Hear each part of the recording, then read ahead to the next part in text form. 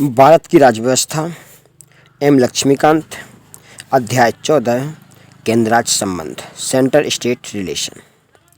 भारत का संविधान अपने स्वरूप में संघीय है तथा समस्त शक्तियाँ विधायी, कार्यपालिका और वित्तीय केंद्र एवं राज्यों के मध्य विभाजित हैं। यद्यपि न्यायिक शक्तियों का बंटवारा नहीं है, संविधान में एकल न्यायिक व्यवस्था की स्थापना की गई है जो केंद्रीय कानूनों की तरह ही राज्य कानूनों को लागू करती है। यद्यपि केंद्र एवं राज्य अपने अपने क्षेत्रों में प्रमुख हैं, तथापि संघीय क्षेत्रतंत्र के प्रभावी कार्यान्वयन की सुनिश्चित करने के लिए इनके मध्य अधिकतम सहभागिता एवं सहकारिता आवश्यक है। इस तरह संविधान ने केंद्र राज्य संबंध को लेकर विभिन्न मुद्दों पर व्यवस्थाएं स्थापित की हैं। केंद्र एवं राज्यों के संबंधों का अध्ययन 3 दृष्टिकोणों से किया जा सकता है: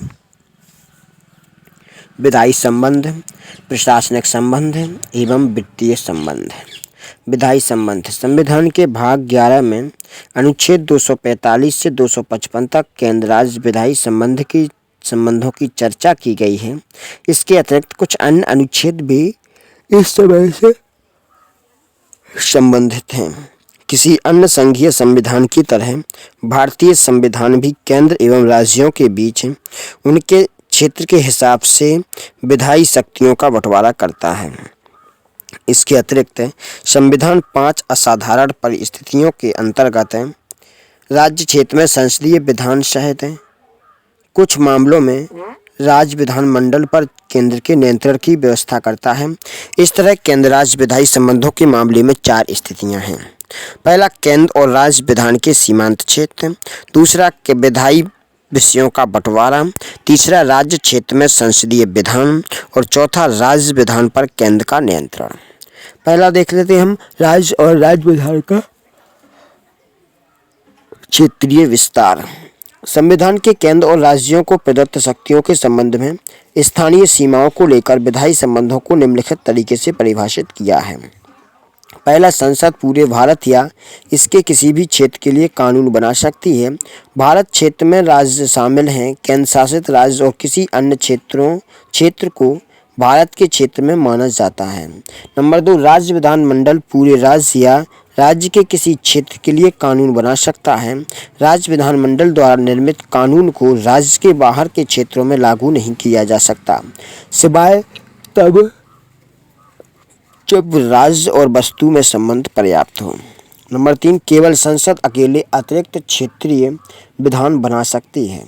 इस तरह संसद का कानून भारतीय नागरिक एवं उनके विश्व में कहीं भी संपत्ति पर लागू होता है।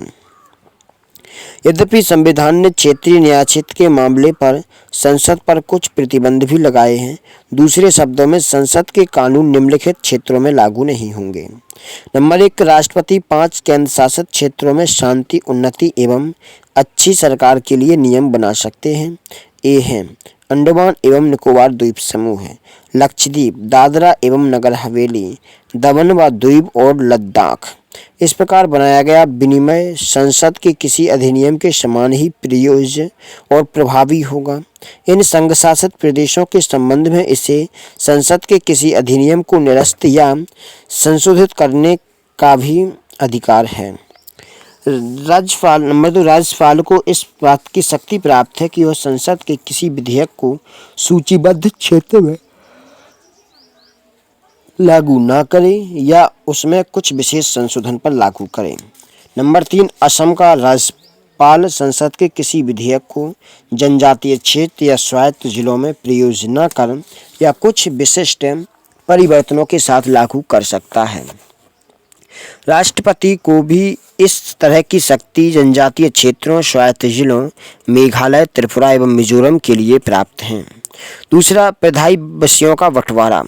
संविधान ने 7वीं अनुसूची में केंद्र एवं राज्य के बीच विधायी विषयों के संबंध में त्रिस्तरीय व्यवस्था की है। सूची 1, संघ सूची। सूची 2, राज्य सूची। और सूची 3, समवर्ती सूची।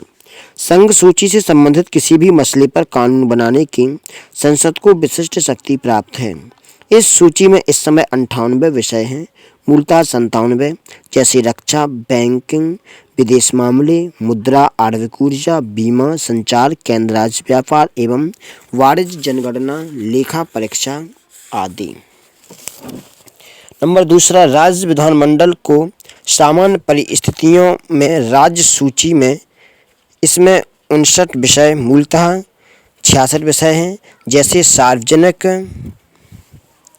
व्यवस्था, पुलिस, जन स्वास्थ्य एवं सफाई, कृषि, जेल, स्थानीय शासन, मत्स्य पालन, बाजार आदि।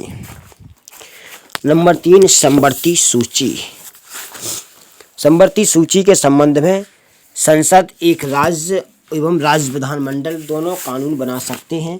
इस सूची में इस समय 52 विषय मूलतः 47 हैं, जैसे आपराधिक कानून मूलतः सिविल प्रक्रिया, विवाह एवं तलाक, जनसंख्या नियंत्रण और परिवार नियोजन, बिजली, श्रम कल्याण, आर्थिक एवं सामाजिक योजना, दवा, अखबार, पुस्तक एवं छापा, प्रेस एवं अन्य।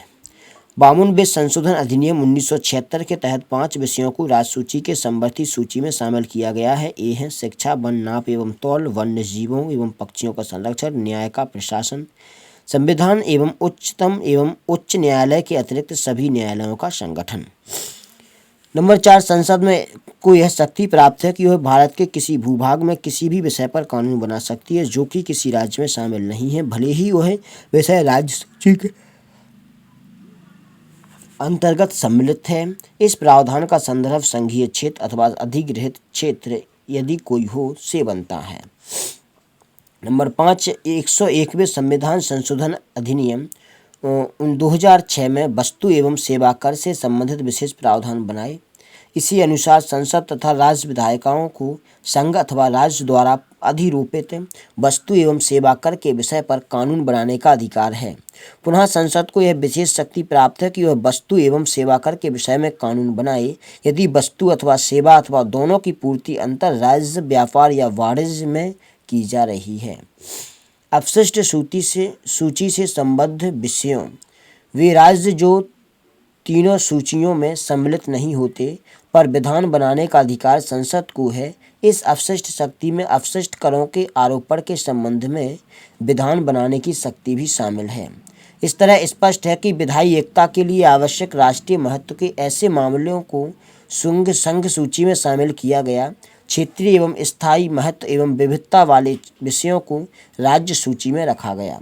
जिन विषयों पर संपूर्ण देश में विधायिका की एकरूपता वांछनीय है परंतु अनिवार्य नहीं, उन्हें समवर्ती सूची में रखा गया।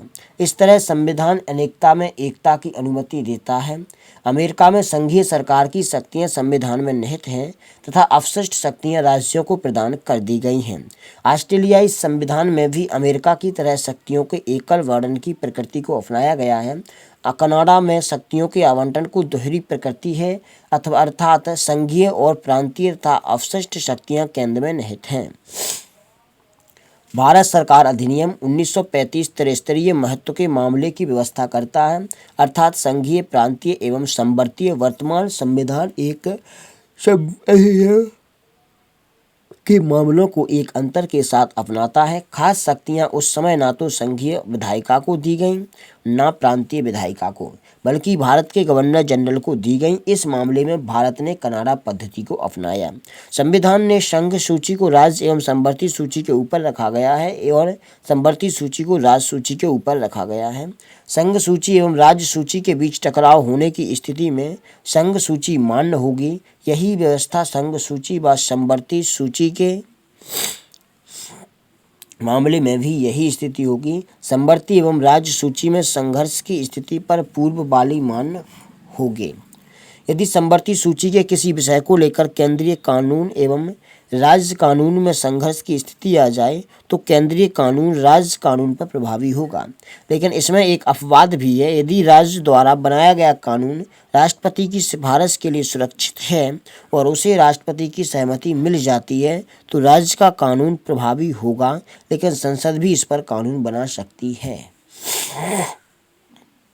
नंबर 3, राज्य क्षेत्र में संसदीय विधान। केंद्र एवं राज्यों के बीच बंटवारे की उक्त व्यवस्था सामान्य काल में विधायी शक्तियों के बंटवारे के लिए होती है, लेकिन असामान्य काल में बंटवारे की योजना या तो सुधरी जाती है या स्थगित कर दी जाती है। दूसरे शब्दों में संविधान संसद को यह शक्ति प्रदान करता है कि राज्य सूची के तहत निम्नलिखित 5 असाधारण परिस्थितियों में कानून बनाए। जब राज्यसभा एक प्रस्ताव पारित कर दे, यदि राज्यसभा यह घोषणा कर दे कि राष्ट्र हित में यह आवश्यक है कि संसद को वस्तु एवं सेवा कर के संबंध में राज्य सूची के मामले में कानून बनाना चाहिए, तब संसद इस मसले पर कानून बनाने के लिए सक्षम हो जाएगी। इस तरह के किसी प्रस्ताव को उपेक्षित सदस्यों में 2/3 का समर्थन मिलना चाहिए। यह प्रस्ताव 1 वर्ष तक प्रभावी रहेगा। इसे आगे असंख्य बार बढ़ाया जा सकता है, परंतु इसे एक बार में 1 वर्ष से अधिक के लिए नहीं बढ़ाया जा सकता। यह व्यवस्था राज्य विधानमंडल को अपने मुद्दों पर कानून बनाने से नहीं रोकती है, लेकिन राज्य कानून एवं संसदीय कानून के बीच असहमति के मामले पर वाद की व्यवस्था मान्य होगी। राष्ट्रीय आपातकाल के दौरान यदि आपातकाल प्रभावी हो जाए तो संसद वस्तु और सेवा कर के संबंध में राज्य सूची के मामलों की शक्तियां अधिग्रहित कर लेती है। आपातकाल समाप्त होने के 6 माह बाद तक यह व्यवस्था प्रभावी रहेगी। यहाँ भी राज्य विधानमंडल की समान मुद्दे पर कानून बनाने की शक्ति प्रतिबंधित नहीं होती, लेकिन इनमें भी टकराव की स्थिति में संसदीय कानून हावी रहता है। राज्यों के अनुरोध की अवस्था में जब 2 या 2 से अधिक राज्यों के विधानमंडल प्रस्ताव पारित करें कि राज्य सूची के मसले पर कानून बनाया जाए, तब संसद उस मामले के संबंध में कानून बना सकती है।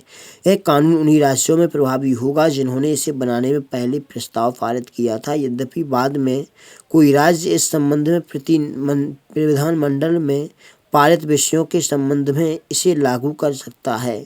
इस तरह के कानून का संशोधन या इस पर विचार संसद ही कर सकती है, ना कि संबंधित राज्य। उक्त प्रावधान के तहत संसद उन मामलों पर भी कानून बना सकती है जिन पर उसे सीधे शक्ति प्रदत्त नहीं की गई। दूसरी ओर ऐसे मामले में राज्य विधानमंडल की कानून बनाने की शक्ति समाप्त हो जाती है। राज्यों द्वारा इस प्रकार का प्रस्ताव पारित करने का अभिप्राय यह है कि उन्होंने अपने विधान निर्माण की शक्ति को स्थगित या समर्पित कर दिया है तथा सभी कुछ संसद के हाथों में सौंप दिया है। उक्त व्यवस्था के तहत पारित कुछ कानूनों के उदाहरण इस प्रकार हैं: पुरस्कार प्रतियोगिता अधिनियम 1955, वन्यजीव संरक्षण अधिनियम 1972, जल प्रदूषण नियंत्रण एवं निवारण अधिनियम 1974, नर भूमि अधिकतम सीमा और विनिमय अधिनियम 1976 और मानव अंग प्रतिरूपण अधिनियम 1994। अंतर्राष्ट्रीय समझौतों को लागू करना। संसद राज्य सूची के किसी मामले में अंतर्राष्ट्रीय संधि या समझौते के लिए कानून बना सकती है। यह व्यवस्था केंद्रों को अपने अंतर्राष्ट्रीय दायित्व और प्रतिबद्धता को पूरा करने के योग्य बनाती है। उक्त व्यवस्था के तहत बनाए गए कुछ कानूनों के उदाहरण हैं: संयुक्त राष्ट्र सुविधा एवं प्रतिरक्षा अधिनियम 1947, जेनेवा समझौता अधिनियम 1960, अपहरण के खिलाफ अधिनियम 1982 एवं पर्यावरण से संबंधित विधान और ट्रिप्स।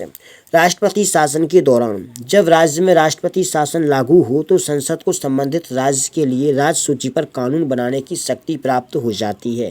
राष्ट्रपति शासन के उपरांत भी संसद द्वारा बनाया गया कानून प्रभावी रहता है। इसका अर्थ यह है कि इस कानून के प्रभावी होने की अवधि राष्ट्रपति शासन की अवधि से स्वतंत्र है, परंतु ऐसे कानून को राज्य विधानमंडल द्वारा निरसित या परिवर्तित या पुनः लागू किया जा सकता है। नंबर 4, राज्य विधानमंडल पर केंद्र का नियंत्रण।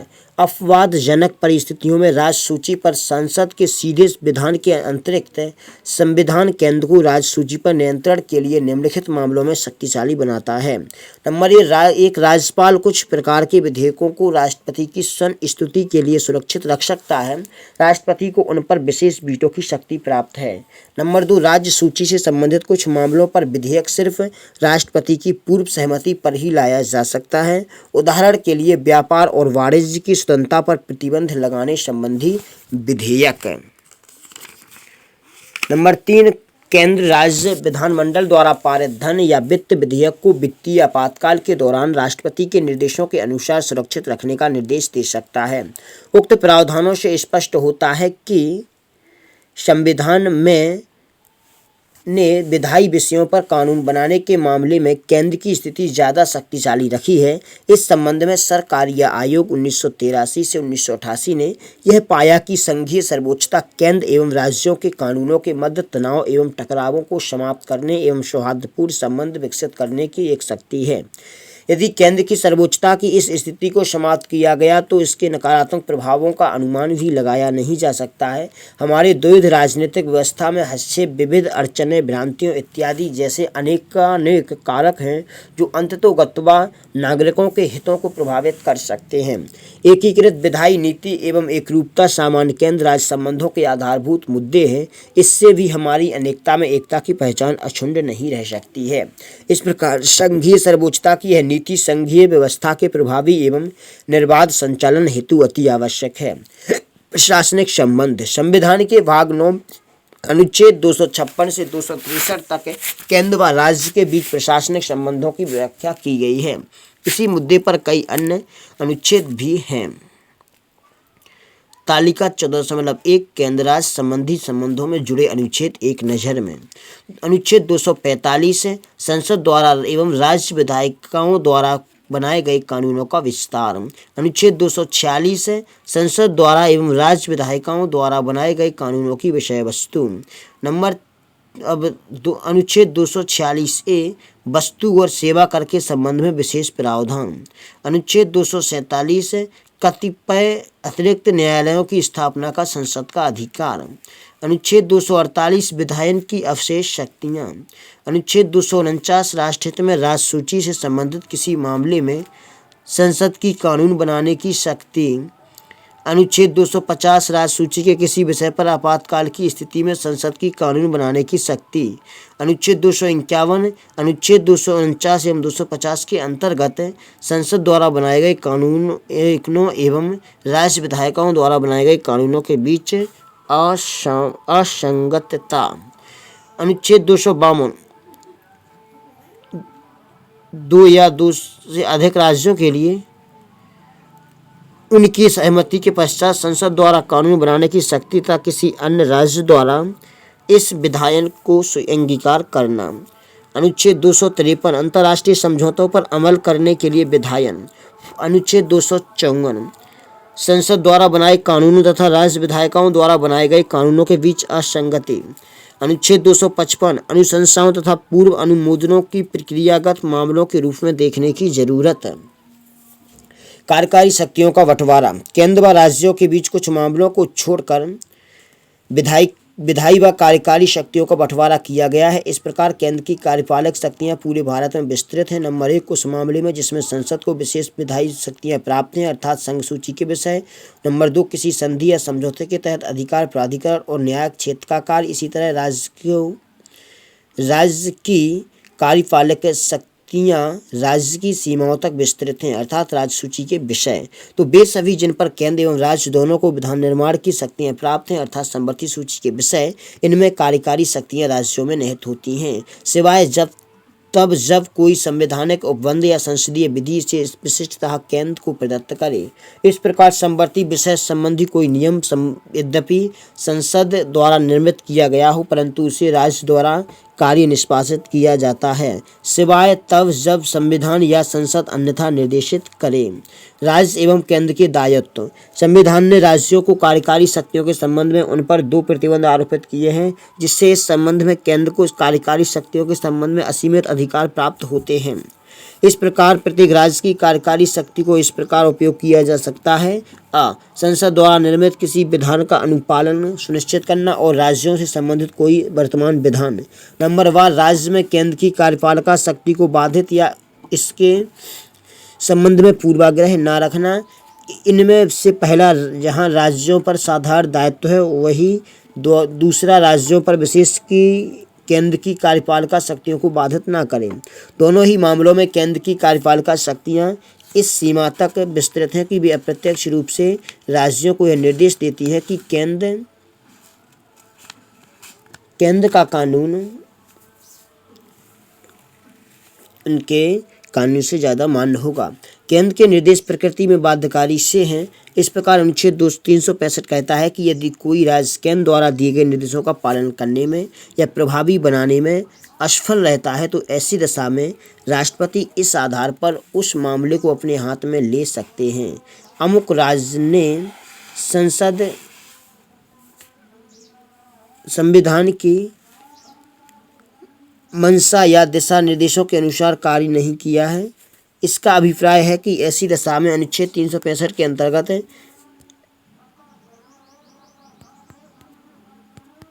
राज्य पर राष्ट्रपति शासन लगाया जा सकता है। राज्यों को केंद्र के निर्देश। इन दो मामलों के अतिरिक्त केंद्र को यह अधिकार है कि वह राज्य को निम्नलिखित मामलों पर अपनी कार्यकारी शक्तियों के प्रयोग के लिए निर्देश दे सकता है। नंबर 1, संचार के साधनों को बनाए व उनका रखरखाव करें। नंबर 2, राज्य में रेलवे संपत्ति की रक्षा करें। नंबर 3, प्राथमिक शिक्षा के स्तर पर राज्य से संबंधित विधायी अल्पसंख्यक समूह के बच्चों के लिए मातृभाषा सीखने की व्यवस्था करें। नंबर 4, राज्य में अनुसूचित जनजातियों के कल्याण के लिए विशेष योजनाएं बनाएं और उनका क्रियान्वयन करें।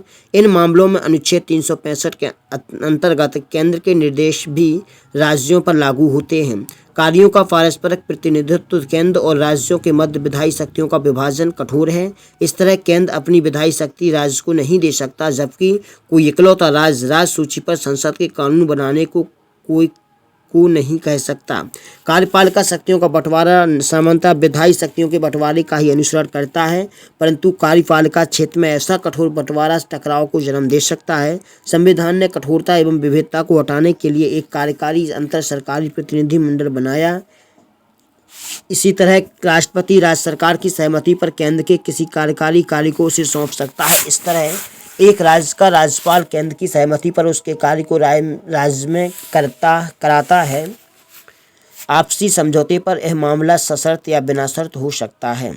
संविधान केंद्र कार्यकारी कार्यों को राज्य द्वारा निष्पादित करने के संबंध में यह प्रावधान करता है कि केंद्र राज्यों की बिना सहमति के परिस्थिति बस ऐसा कर सकते हैं, किंतु ऐसी स्थिति में यह कार्य संसद द्वारा किया जाएगा, न कि राष्ट्रपति द्वारा। इस प्रकार संघीय सूची के विषय पर संसद द्वारा बनाया गया कानून केंद्र के संबंध में शक्तियों का आवंटन एवं करारोपण का अधिकार राज्य को उसकी सहमति के बिना दे सकता है। यद्यपि यही कार्य राज्यों द्वारा नहीं किया जा सकता है। उक्त व्याख्या से स्पष्ट है कि केंद्र एवं राज्यों के मध्य पारस्परिक सहयोग या तो आपसी सहमति या विधान के द्वारा स्थापित किया जा सकता है। जहां केंद्र दोनों रीतियों का प्रयोग कर सकता है, वही राज्य केवल प्रथम रीति को ही अपना सकता है। केंद्र व राज्यों के बीच सहयोग। संविधान में केंद्र व राज्य के बीच सहयोग एवं समन्वय के लिए निम्नलिखित उपबंध हैं। नंबर 1, संसद द्वारा किसी अंतर्राज्यीय नदी और नदी घाटी के पानी के प्रयोग, वितरण और नियंत्रण के संबंध में किसी विवाद या शिकायत पर न्याय निर्णय दे सकती है। नंबर 2, राष्ट्रपति अनुच्छेद 263 के तहत केंद्र व राज्य के बीच सामूहिक महत्व के विषयों की जांच व बहस के लिए अंतर्राज्यीय परिषद का गठन कर सकता है। इस तरह की परिषद 1990 में बनाई गई थी। केंद्र एवं राज्यों के बीच अधिनियमों, रिकॉर्डों एवं न्यायिक प्रक्रिया के संचालन के लिए भारत के भू क्षेत्र को पूर्ण विश्वास एवं साख प्रदान की जानी चाहिए। नंबर 4, संसद संवैधानिक उद्देश्य अंतर्राज्यीय व्यापार, वाणिज्य एवं अंतर संबंध की स्वतंत्रता व्यवस्था के तहत किसी प्राधिकरण का गठन कर सकती है। अखिल भारतीय सेवाएं। किसी अन्य संघ की तरह केंद्र एवं राज्य की सार्वजनिक सेवाएं बटी हुई हैं, जिन्हें केंद्रीय सेवाएं या राज्य सेवाएं कहा जाता है। इसमें अखिल भारतीय सेवाएं IAS, IPS और IFOS शामिल हैं। इन सेवाओं के अधिकारी केंद्र और राज्यों के अंतर्गत उच्च पदों पर अपनी सेवाएं प्रदान करते हैं, परंतु इनकी नियुक्ति और प्रशिक्षण केंद्र द्वारा किया जाता है। इन सेवाओं को केंद्र एवं राज्य द्वारा संयुक्त रूप से नियंत्रित किया जाता है। इन पर पूर्ण नियंत्रण केंद्र एवं राज्यों द्वारा संयुक्त रूप से नियंत्रित किया जाता है। इन पर पूर्ण नियंत्रण केंद्र सरकार का एवं तत्कालिक नियंत्रण राज्य सरकार का रहता है। इन्हें 1947 में भारतीय सिविल सेवा ICS के स्थान पर IAS और भारतीय पुलिस IP के स्थान पर IPS का नाम दिया गया, जिससे संविधान में अखिल भारतीय सेवाओं के रूप में मान्यता दी गई। 1966 में भारतीय वन सेवा IFOS को तीसरी अखिल भारतीय सेवा बनाया गया। संविधान का अनुच्छेद 312 संसद को राज्यसभा के प्रस्ताव के आधार पर नई अखिल भारतीय संघ सेवा के गठन का अधिकार प्रदान करता है। इन तीनों अखिल भारतीय सेवाओं में से प्रत्येक का आवंटन राज्यों की आवश्यकता अनुसार किया जाता है तथा इनमें से प्रत्येक से समान स्तर के अधिकार होते हैं एवं उन्हें समान वेतन प्रदान किया जाता है। यद्यपि अखिल भारतीय सेवाएं राज्य की स्वायत्तता और संरक्षण को सीमित कर संविधान के संघीय सिद्धांत का उल्लंघन करती हैं। इन सेवाओं का समर्थन निम्नलिखित आधार पर किया जाता है। नंबर 1, केंद्र एवं राज्य के उच्च स्तरीय प्रशासन के रखरखाव में। दूसरा, पूरे देश में प्रशासन एकीकरण व्यवस्था सुनिश्चित करने में। एवं तीसरा, केंद्र एवं राज्यों के सामूहिक हितों के संबंध में सहयोग एवं संयुक्त कार्यों में। संविधान सभा में अखिल भारतीय सेवाओं को उचित बताते हुए डॉक्टर भीमराव अंबेडकर ने कहा था कि संघीय व्यवस्था में द्वैध नीति की सभी संघीय व्यवस्थाओं में अपनाया गया है। सभी संघीय व्यवस्थाओं में संघीय सिविल सेवा एवं प्रांतीय सिविल सेवाएं पाई जाती हैं। भारतीय संघ में भी द्वैध नीति तथा 2 प्रकार की सेवाएं होंगी, किंतु इसका एक अपवाद भी होगा। यह पाया गया कि प्रत्येक देश में प्रशासन में कुछ विशेष पद प्रशासन के स्तर को बनाए रखने के लिए रणनीतिक पद कहे जाते हैं। निस्संदेह प्रशासन का स्तर इन रणनीतिक पदों पर नियुक्त किए जाने वाले लोक सेवकों की दक्षता पर निर्भर करता है। संविधान ने भी बिना किसी भेदभाव को राज्यों को यह अधिकार दिया है कि वे अपनी लोक सेवाओं का गठन करें। अखिल भारतीय सेवा हेतु अखिल भारतीय स्तर पर इनका आयोजन किया जाए। इसके द्वारा चयनित प्रशासकों एवं अखिल भारतीय सेवाओं के समान वेतन भत्ते हों तथा इन्हें रणनीतिक या मुख्य पदों पर नियुक्ति के समान अवसर होने चाहिए। लोक सेवा आयोग। लोक सेवा आयोग के क्षेत्र में केंद्र राज्य संबंध निम्नवत है। नंबर 1, राज्य लोक सेवा आयोग के अध्यक्ष व सदस्यों की नियुक्ति यद्यपि राज्यपाल द्वारा की जाती है, लेकिन उन्हें सिर्फ राष्ट्रपति द्वारा हटाया जा सकता है। दूसरा, संसद राज्य संयुक्त राज्य लोक सेवा आयोग JSPSC का गठन संबंधित विधानमंडलों के अनुरोध पर कर सकती है। इसके अध्यक्ष और सदस्यों की नियुक्ति राष्ट्रपति करता है। नंबर 3, राज्यपाल के अनुरोध एवं राष्ट्रपति की मंजूरी के बाद संघ लोक सेवा आयोग UPSC राज्य की आवश्यकता अनुसार कर सकता है। संघ लोक सेवा आयोग योजनाओं के क्रियान्वयन, संयुक्त भर्ती आदि पर राज्यों की सहायता 2 या अधिक राज्यों के अनुरोध पर करता है। एकीकृत न्याय व्यवस्था। यद्यपि भारत में दोहरी राजनीतिक व्यवस्था अपनाई गई है, तथापि न्याय के प्रशासन में द्वैध नीति नहीं है। दूसरी ओर संविधान में एकीकृत न्याय व्यवस्था की स्थापना की है। इसमें उच्च न्यायालय सर्वोच्च स्तर पर एवं उच्च न्यायालय इसके नीचे है। यह एकल व्यवस्था ही केंद्र एवं राज्य दोनों के विधानों का अनुपालन सुनिश्चित करती है। यह व्यवस्था पारस्परिक टकराव एवं भ्रांति को समाप्त करने हेतु अपनाई गई है। उच्च न्यायालय के न्यायाधीशों की नियुक्ति राष्ट्रपति द्वारा सर्वोच्च न्यायालय के मुख्य न्यायाधीश एवं संबंधित राज्य के राज्यपाल के परामर्श से की जाती है। इन्हें राष्ट्रपति द्वारा स्थानांतरित किया जा सकता है एवं पद से हटाया भी जा सकता है। संसद विधान बनाकर 2 या 2 से अधिक राज्यों के लिए एक ही उच्च न्यायालय का स्थापना कर सकती है। उदाहरणार्थ महाराष्ट्र एवं गोवा या पंजाब या हरियाणा का एक ही उच्च न्यायालय है। आपातकालीन अवधि में संबंध है। नंबर 1, राष्ट्रीय आपातकाल के समय अनुच्छेद 352 के अंतर्गत 8 केंद्र को एक प्रकार समय 8 केंद्र को इस बात का अधिकार प्राप्त हो जाता है कि वह किसी भी विषय पर राज्य या राज्यों को निर्देशित कर सकता है। इस प्रकार इस स्थिति में राज्य पूर्णतः केंद्र के नियंत्रण अधीन हो जाते हैं, यद्यपि उन्हें निलंबित नहीं किया जाता। दूसरा है, जब राज्य में राष्ट्रपति शासन अनुच्छेद 356 के अंतर्गत लागू किया जाता है तो राज्य के कार्यकारी विषयों के संबंध में राष्ट्रपति स्वयं निर्देश दे सकता है। इस स्थिति में राज्य या राज्यपाल या अन्य कार्यकारी प्राधिकारी की समस्त शक्तियां राष्ट्रपति ग्रहण कर सकता है। तीसरा है, वित्तीय आपातकाल की स्थिति में अनुच्छेद 360 के अंतर्गत केंद्र वित्तीय परिसंपत्तियों के अधिग्रहण हेतु राज्य को निर्देशित कर सकता है तथा राज्य में कार्यरत सरकारी कर्मचारियों के वेतन में कटौती करने का आदेश दे सकते हैं। अन्य उपबंध। संविधान राज्य के प्रशासन पर केंद्र के नियंत्रण को लेकर निम्नलिखित अन्य उपबंध करता है। नंबर 1, अनुच्छेद 355 केंद्र पर 2 कर्तव्यों को लागू करता है। नंबर आ, बाह्य आक्रमण एवं आंतरिक शांति में प्रत्येक राज्य की संरक्षा करे और बा, यह सुनिश्चित करना कि प्रत्येक राज्य की सरकार संविधान की व्यवस्थाओं के अनुरूप कार्य कर रही है या नहीं। नंबर 2, राज्यों के राज्यपालों को राष्ट्रपति द्वारा नियुक्त किया जाता है। उसका कार्यकाल राष्ट्रपति की दया पर निर्भर करता है। राज्य का संवैधानिक अध्यक्ष होने के अतिरिक्त राज्यपाल केंद्र के एजेंट के रूप में कार्य करता है। यह राज्य के प्रशासनिक मामलों को रिपोर्ट समय समय पर केंद्र को देता है। नंबर 3, राज्य निर्वाचन आयुक्त की नियुक्ति यद्यपि राज्यपाल द्वारा की जाती है लेकिन उसे राष्ट्रपति द्वारा ही हटाया जा सकता है। संवैधानेतर युक्तियाँ।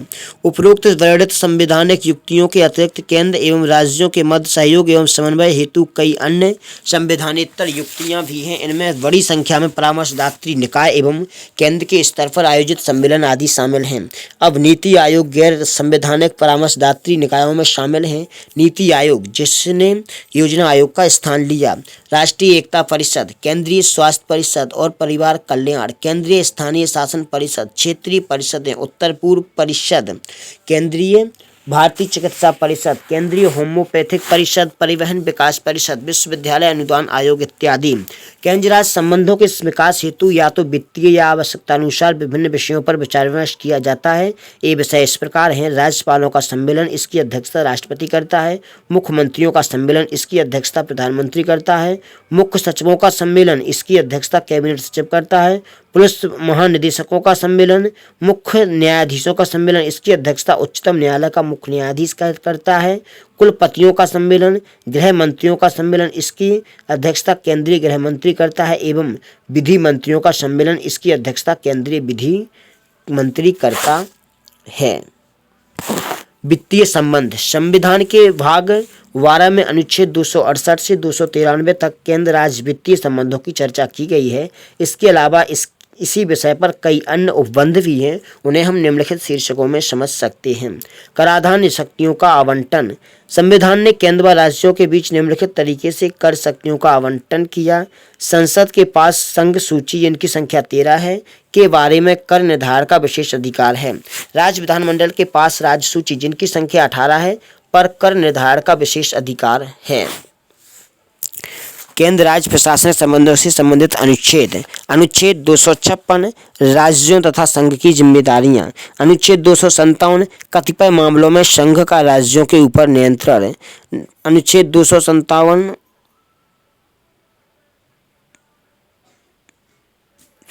ए राज्यों की सहायता संघ के सशस्त्र बलों तथा अन्य बलों की तैनाती निरस्त हो गया।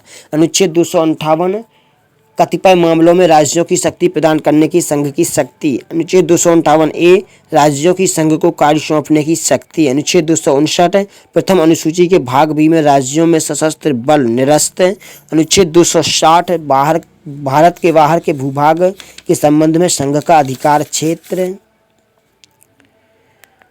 अनुच्छेद 261 सार्वजनिक क्रियाकलाप, अभिलेख तथा न्यायिक प्रक्रियाएं। अनुच्छेद 262 अंतर्राज्यीय नदियों तथा नदी घाटियों के पानी से संबंधित विवादों के संबंध में न्याय निर्णय। अनुच्छेद 263 अंतर्राज्यीय संबंधों से संबंधित प्रावधान। समवर्ती सूची में कोई कर प्रविष्टियां नहीं हैं। दूसरे शब्दों में यह विधायन के संबंध में समवर्ती क्षेत्राधिकार उपलब्ध नहीं है, लेकिन 101वें संशोधन अधिनियम 2016 ने वस्तु एवं सेवा कर के संबंध में एक विशेष प्रावधान बनाकर एक अपवाद प्रस्तुत किया है। इस संशोधन ने संसद एवं राज्य विधायिकाओं को वस्तु एवं सेवा कर के प्रशासन के लिए समवर्ती अधिकार व शक्ति प्रदान की है। कर निर्धारण की अब शेषीय शक्ति संसद में निहित है। इस उपबंध के तहत संसद ने उपहार कर, समृद्धि कर और व्यय कर लगाए हैं। संविधान कर की उगाही और संक्रमण की शक्ति में स्पष्ट अंतर करता है और इस प्रकार कर की उगाही और एकत्रित कर की प्राप्तियों के उपयोग की शक्ति का भी निर्धारण करता है। उदाहरण के लिए आयकर की उगाही और एकत्रित केंद्र द्वारा किया जाता है, परंतु इसकी प्राप्तियों को केंद्र और राज्यों के मध्य बांटा जाता है। इसके अतिरिक्त संविधान ने राज्यों की कर निर्धारण शक्ति पर निम्नलिखित पाबंदियां भी लगाई हैं। नंबर 1, विधानमंडल व्यवसाय, व्यापार एवं रोजगार पर कर लगा सकता है, लेकिन एक व्यक्ति पर वह 2500 रुपये प्रति वर्ष से अधिक नहीं होना चाहिए। नंबर दूसरा, राज्य विधानमंडल वस्तुओं की खरीद बिक्री, समाचार पत्रों के अतिरिक्त पर कर लगा सकता है, इसलिए ऐसी शक्तियों पर 4 पाबंदियां हैं। राज्य के बाहर किसी वस्तु की खरीद बिक्री पर कर नहीं लगाया जा सकता। आयात या निर्यात के दौरान खरीद बिक्री पर कर नहीं लगाया जा सकता। नंबर 4, अंतर्राज्यीय व्यापार एवं वाणिज्य के दौरान किसी खरीद बिक्री पर कर नहीं लगाया जा सकता। नंबर 2, संसद द्वारा अंतर्राज्यीय व्यापार एवं वाणिज्य के तहत महत्वपूर्ण घोषित मसलों पर क्रय विक्रय के आधार पर प्रतिबंध है। नंबर 3, राज्य विधायिका को निम्नलिखित 2 मामलों में वस्तु की, सेवा की अथवा दोनों की पूर्ति पर कर अधिरोपित करने से प्रतिबंधित किया गया है। जबकि ऐसी आपूर्ति राज्य के बाहर की गई हो, तथा जबकि ऐसी आपूर्ति आयात अथवा निर्यात के दौरान होती हो। पुनः संसद को यह शक्ति प्राप्त है कि वह अपनी वस्तु, सेवा अथवा दोनों की आपूर्ति राज्य से बाहर होने तथा ऐसी आपूर्ति आयात या निर्यात के दौरान होने के बारे में विनिश्चय कर सिद्धांत अथवा नीति निरूपित करें। राज्य विधानमंडल किसी अंतर राज्य नदी या नदी धारा के विनियमन या विकास हेतु संसद द्वारा स्थापित किसी प्राधिकरण को किसी पानी या बिजली एकत्रीकरण, उत्पादन, खपत, वितरण या बिक्री पर कर निर्धारित कर सकती है, लेकिन ऐसे किसी कानून को प्रभावी बनाने से पूर्व राष्ट्रपति की सिफारिश को सुरक्षित रखना होगा और उसकी सहमति लेनी होगी। कर राजस्व का निर्धारण, कर राजस्व का वितरण। 80वें संशोधन अधिनियम 2000 और 101वां संशोधन अधिनियम 2016 द्वारा केंद्र राज्य के बीच कर राजस्व बंटवारे की योजना पर व्यापक परिवर्तन किया गया। 80वां संशोधन 10वें वित्त आयोग की सिफारिशों को प्रभावी करने के लिए लागू किया गया था। आयोग ने सिफारिश की थी कि कुछ केंद्रीय करों एवं कराधानों से प्राप्त हुए आय का 29% राज्यों को मिलना चाहिए। इसे अवमूल्यन की वैकल्पिक योजना के रूप में जाना गया तथा यह पूर्वव्यापी 1 अप्रैल 1996 से अस्तित्व में आया। इस संशोधन से आयकर के साथ ही अन्य कई करों जैसे निगम कर, कस्टम ड्यूटी आदि का प्रावधान किया गया। 101वें संविधान संशोधन ने देश में करारोपण एवं कर प्रशासन की एक नई व्यवस्था शुरू की है, वस्तु एवं सेवा कर GST। उसी प्रकार संशोधन द्वारा संसद एवं राज्य विधायिकाओं को वस्तु, सेवा अथवा दोनों की आपूर्ति के प्रत्येक लेन देन में GST लगाने संबंधी कानून बनाने की शक्ति प्रदान की गई है। GST के चलते केंद्र एवं राज्य द्वारा अधिरोपित अनेक प्रत्यक्ष या निष्प्रभावी हो गए हैं। GST लागू करने की मंशा ही यही है कि भारी भरकम कर व्यवस्था को जटिलता को सुगम बनाकर वस्तु एवं सेवाओं का एक साझा राष्ट्रीय व्यापार बनाया जाए। संशोधन ने विवेक केंद्रीय अप्रत्यक्ष और उगाहियों को जो अब तक वस्तुओं एवं सेवाओं की आपूर्ति से जुड़ी थी, जैसे केंद्रीय उत्पाद शुल्क, सेंट्रल एक्साइज ड्यूटी, अतिरिक्त उत्पाद शुल्क, एडिशनल एक्साइज ड्यूटी, औषधि एवं प्रसाधन तैयारी उत्पादन शुल्क अधिनियम 1955 के अंतर्गत उगाहा गया उत्पादन शुल्क, सेवा कर, अतिरिक्त सीमा शुल्क जिसे प्रतिकार शुल्क कहा जाता है, additional custom duty commonly known as countervailing duty. Number 6, विशेष अतिरिक्त सीमा शुल्क, special additional duty of customs. तथा नंबर 7, केंद्रीय अधिभार एवं उपकर जहाँ तक वे वस्तु एवं सेवा आपूर्ति से संबंधित हैं, central surcharges and cess so far as they are related to the supply of goods and services। उसी प्रकार संशोधन द्वारा अन्य अनेक करों या शुल्कों को भी एकमेव कर दिया, जैसे राज्य मूल्य वर्धित कर, स्टेट वैल्यू एडेड टैक्स, बिक्री कर, सेल्स टैक्स, मनोरंजन कर, स्थानीय निकाय द्वारा उगाहे गए कर के अतिरिक्त अष्टद्रव्य एवं प्रवेश कर, octroi and entry tax. Number 5, क्रय कर, परचेज टैक्स, विलासिता कर, लग्जरी टैक्स। लॉटरी, सट्टा, जुआ आदि पर कर तथा नंबर 8 वस्तु एवं सेवाओं की आपूर्ति पर अधिरूपित राज्य के अधिभार एवं उपकर state surcharges and cesses in so far as they related to the supply of goods and services. इसके अलावा संशोधन ने संविधान के अनुच्छेद 268 ए के साथ ही संघ सूची की प्रविष्टि 92C को भी निरस्त कर दिया जो कि सेवा कर से संबंधित थी। उन्हें 88वें संविधान संशोधन अधिनियम 2003 द्वारा जोड़ा गया था। सेवा कर की उगाही केंद्र द्वारा की जाती थी तथा इसका संग्रहण और विनियोग केंद्र एवं राज्य दोनों करते थे। उपरोक्त दोनों संशोधनों 80वां और 101वें संशोधन के बाद कर राजस्व के केंद्र और राज्य के बीच वितरण की वर्तमान स्थिति निम्नवत है। नंबर 1 केंद्र द्वारा उद्गृहित एवं राज्यों द्वारा संग्रहित एवं विनियोजित कर अनुच्छेद 268। इस श्रेणी में विनिमय पत्रों, चेकों, वादा नोटों, नीतियों, बीमा तथा शेयरों एवं अन्य के अंतरण पर लगाने वाला स्टाम्प शुल्क आते हैं। किसी राज्य से उगाही की गई इन शुल्कों की प्राप्तियां भारत की समेकित निधि का भाग नहीं होती बल्कि उसी राज्य को ही दी जाती हैं। नंबर बी केंद्र द्वारा उद्गृहित सेवा कर, लेकिन केंद्र एवं राज्यों द्वारा संग्रहित एवं विनियोजित कर अनुच्छेद 268 का सेवाओं पर कर केंद्र द्वारा लगाया जाता है लेकिन इनका संग्रहण एवं उपयोग केंद्र एवं राज्य दोनों मिलकर करते हैं। इनके संग्रहण एवं उपभोग संबंधी नियमों का निर्धारण संसद द्वारा किया जाता है। नंबर सी संघ द्वारा उद्गृहित एवं संग्रहित किए राज्यों को सौंपे जाने वाले कर अनुच्छेद 269। इस श्रेणी में अंग्रलिखित कर आते हैं। नंबर आ अंतरजातीय व्यापार या वाणिज्य में वस्तुओं के क्रय विक्रय से संबंधित कर समाचार पत्र को छोड़कर माल या सामान के अंतरराज्यीय व्यापार या वाणिज्य के पारिसर से संबंधित कर। इन करों से प्राप्तियां भारत की समेकित निधि का भाग नहीं बनती। इन्हें संसद द्वारा निर्धारित नियमों के अनुसार संबंधित राज्य को सौंप दिया जाता है। वस्तु एवं सेवा कर की उगाही और संग्रहण अंतरराज्य व्यापार एवं वाणिज्य अनुच्छेद 269 के दौरान अंतरराज्य व्यापार या वाणिज्य के दौरान हुई आपूर्ति पर वस्तु एवं सेवा कर की उगाही और संग्रहण केंद्र द्वारा किया जाता है, लेकिन यह कर केंद्र और राज्यों के बीच उसी प्रकार बांट दिया जाता है जैसा कि जीएसटी काउंसिल की अनुशंसाओं पर संसद निर्धारित करती है। पुनः संसद आपूर्ति का स्थान निर्धारित करने के लिए नीति और सिद्धांत निरूपित करने तथा यह निश्चित करने के लिए अधिकृत है कि अंतरराज्य व्यापार वाणिज्य में वस्तु अथवा सेवा अथवा दोनों ही आपूर्ति कब होगी। नंबर डी संघ द्वारा उद्गृहित एवं संग्रहित किए जाने वाले तथा केंद्र एवं राज्यों के बीच बंटने वाले कर बंटवारे की उक्त व्यवस्था अनुच्छेद 270। इस श्रेणी में संघ सूची में उल्लिखित सभी कर और शुल्क आते हैं। नंबर 1 संविधान के अनुच्छेद 268, 269 एवं 269 का में उल्लिखित कर ऊपर उल्लिखित हो गए हैं जो।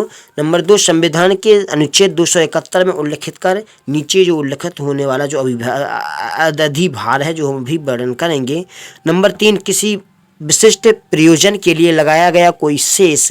इन करों और प्रशुल्क शुल्कों की कुल प्राप्तियों के वितरण की प्रक्रिया राष्ट्रपति द्वारा वित्त आयोग की सिफारिश पर अनुशंसित की जाती है। नंबर 1 कुछ शुल्कों और करों पर संघ के प्रयोजनों के लिए अधिभार अनुच्छेद 271। संसद किसी भी समय उपरोक्त वर्णित द्वितीय एवं तृतीय श्रेणी के करों पर अपनी आवश्यकता पूर्ति के लिए अनुच्छेद 269 एवं 270 में उल्लिखित अधिभार लगा सकता है। ये सीधे केंद्र को प्राप्त होते हैं। दूसरे शब्दों में राज्य को इनका कोई हिस्सा प्राप्त नहीं होता है। तथापि वस्तु एवं सेवा कर जीएसटी इस अधिभार से मुक्त है। दूसरे शब्दों में यह अधिभार जीएसटी पर अधिरोपित नहीं किया जा सकता। नंबर एफ राज्यों द्वारा उद्गृहित संग्रहित एवं उपभोग किए जाने वाले कर ये पूर्णतः राज्यों के कर हैं। इनका उल्लेख राज्य सूची में किया गया है तथा इनकी संख्या 18 है। ये इस प्रकार हैं। नंबर 1 भू राजस्व, दूसरा कृषि आय पर कर, नंबर 3 कृषि भूमि के उत्तरवर्तन से संबंधित शुल्क, नंबर 4 कृषि भूमि से संबंधित संपदा शुल्क, भूमि और भवनों पर कर, खनिज अधिकारों पर कर, नंबर 7 मानव उपयोग के लिए अल्कोहलीय पेय पदार्थ है। अफीम, भारतीय भांग तथा अन्य नशीली दवाइयाँ एवं नशीले पदार्थों पर उत्पाद शुल्क है, लेकिन अल्कोहल उक्त औषधीय एवं प्रसाधन सामग्री पर नहीं। नंबर 7 बिजली के उपयोग एवं बिक्री पर कर। नंबर 8-9 कच्चे तेल, high speed diesel, motor spirit, petrol, प्राकृतिक गैस, उड्डयन टरबाइन ईंधन तथा मानव उपयोग के लिए अल्कोहलीय पेय पदार्थ पर कर, किंतु इसमें अंतर्राज्य व्यापार या वाणिज्य के दौरान बिक्री तथा ऐसी वस्तुओं की अंतर्राष्ट्रीय व्यापार अथवा वाणिज्य के दौरान बिक्री शामिल नहीं है। नंबर 10 सड़क अथवा अंतर्देशीय जल परिवहन में वस्तुओं तथा यात्रियों को ढोने पर लगा कर।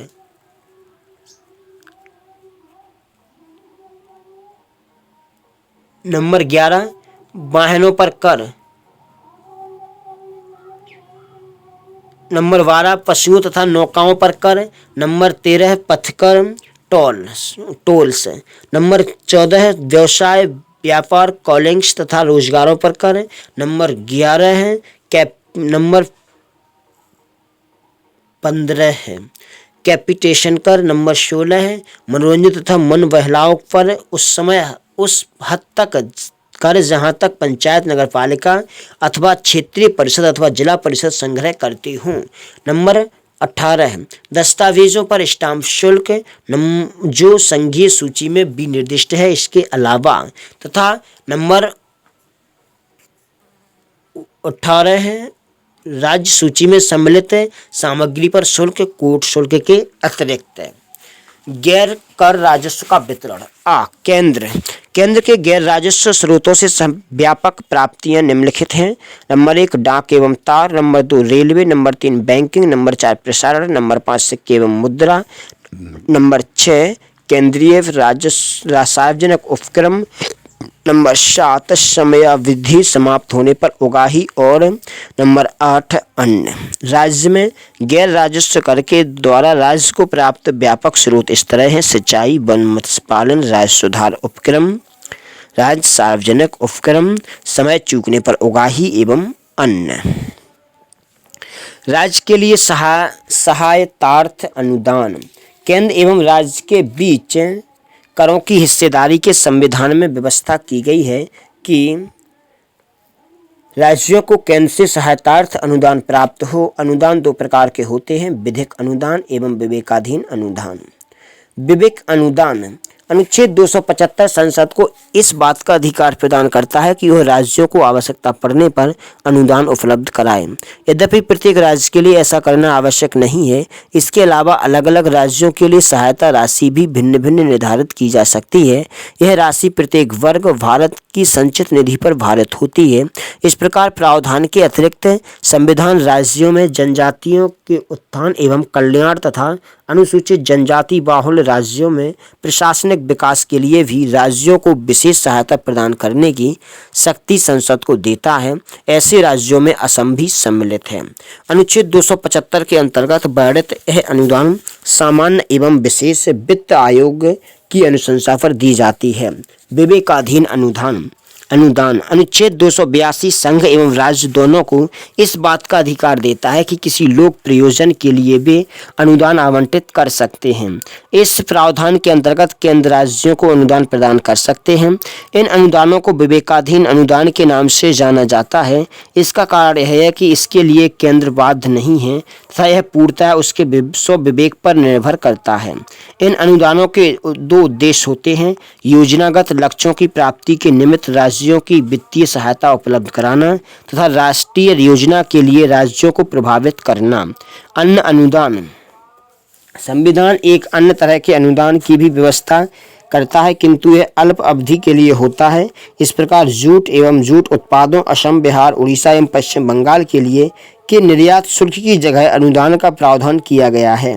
यह अनुदान संविधान प्रारंभ होने से 10 वर्ष की अवधि के लिए किए गए थे। ये अनुदान भारत की संचित निधि पर भारित थे तथा वित्त आयोग की अनुशंसा पर राज्य को उपलब्ध कराए गए थे। वस्तु एवं सेवा कर परिषद वस्तु एवं सेवा कर जीएसटी के समक्ष और कुशल प्रशासन के लिए केंद्र और राज्यों बीच सहयोग और समन्वय जरूरी है। इस आपसी सहयोग और परामर्श को संभव बनाने के लिए 101वें संशोधन अधिनियम 2016 में वस्तु एवं सेवा कर परिषद जीएसटी काउंसिल की स्थापना का प्रावधान किया है। अनुच्छेद 279 राष्ट्रपति को एक आदेश द्वारा जीएसटी काउंसिल गठित करने के लिए अधिकृत करता है। यह केंद्र और राज्यों का एक संयुक्त फोरम है। इससे अपेक्षा की जाती है कि यह निम्नलिखित मामलों में केंद्र और राज्यों की अनुशंसा करेगा। नंबर का केंद्र राज्यों तथा स्थानीय निकायों द्वारा वसूले गए कर, उपकर एवं अधिभार जिनका जीएसटी में विलय हो जाता है। नंबर का वे वस्तुएं और सेवाएं जिन पर जीएसटी लगेगा या जो जीएसटी से मुक्त होंगी। नंबर का आदर्श जीएसटी कानून वसूली के सिद्धांत अंतर्राज्य वाणिज्य व्यापार में आपूर्तियों पर उगाही गए जीएसटी के बंटवारे और वह नीति जिसके आधार पर आपूर्ति के स्थान का प्रशासन होता है। नंबर का कारोबार की शुरुआती सीमा जिसके लिए जीएसटी से छूट मिल जाती है। नंबर 4 जीएसटी बैंड के साथ न्यूनतम नियत दरें। नंबर 6 किसी प्राकृतिक प्रकोप या आपदा के दौरान अतिरिक्त संसाधन जुटाने के लिए एक समय विशेष के लिए दर या दरें। वित्त आयोग अनुच्छेद 280 अर्ध न्यायिक निकाय के रूप में वित्त आयोग की व्यवस्था करता है। इसका गठन हर 5 वर्ष में राष्ट्रपति द्वारा स्थापित किया जाता है। यह निम्नलिखित मामलों पर राष्ट्रपति को सिफारिश करता है। केंद्र एवं राज्यों के बीच कराधान व्यवस्था का निर्धारण और ऐसी प्राप्तियों का राज्यों के बीच हिस्सेदारी का निर्धारण। वे सिद्धांत जिनके तहत राज्य केंद्र भारत की संचित निधि से आर्थिक अनुदान लेकर कार्य करता है। राज्य वित्त आयोग की संस्तुति के आधार पर राज्य पंचायतों और नगर पालिकाओं के स्रोतों की पूर्ति के लिए राज्य की संचित निधि को बढ़ाने के लिए किए जाने वाले उपाय। राष्ट्रपति द्वारा वित्तीय मामलों के संबंध में सौंपा गया कोई अन्य कार्य। 1960 तक आयोग असम, बिहार, उड़ीसा एवं पश्चिम बंगाल के लिए जूट एवं जूट उत्पादों के निर्यात शुल्क के एवज में प्रतिवर्ष प्रदान किए जाने वाले अनुदान के संबंध में सरकार को सुझाव देता है। संविधान वित्त आयोग को देश में वित्तीय संघात्मकता के संतुलन चक्र के रूप में परिकल्पित करता है। यद्यपि गैर संवैधानिक गैर विधायी निकाय योजना आयोग के उद्भव के उपरांत केंद्र राज्य संबंधों के संदर्भ में वित्त आयोग की भूमिका संकुचित हुई है। राज्यों के हितों का संरक्षण।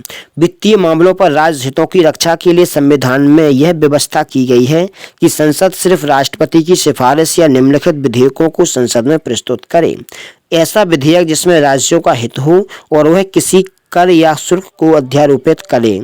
ऐसा विधेयक जो भारतीय आयकर को लागू करने संबंधी प्रयोजनों एवं परिभाषित अभिव्यक्ति कृषि आय के अर्थ में परिवर्तन करें। ऐसा विधेयक जो राज्यों में वितरित या वितरण की जाने वाली राशियों के नियम को प्रभावित करे। ऐसा विधेयक जो राज्य के प्रयोजन हेतु किसी विशिष्ट कर या शुल्क पर अधिभार अध्यारोपित करे।